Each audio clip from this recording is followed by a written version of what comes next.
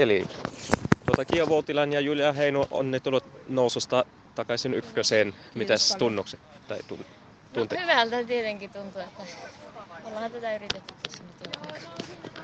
Kyllä niin kuin hieno kausi sai arvoisensa päätökseen, että olen kyllä ylpeä jokaisesta ja ihan tosi iloinen. Joo.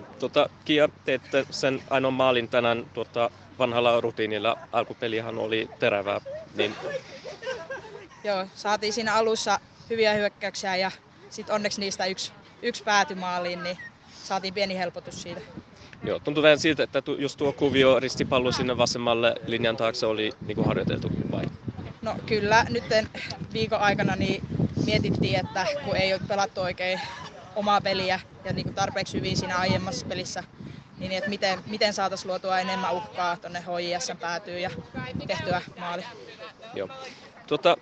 Julia, sitten loppupeli ei enää niin paljon hyökkäyssuuntaan tehty, että oliko se hallittu riski sitten tavallaan vai olisiko pitänyt tehdä enemmän?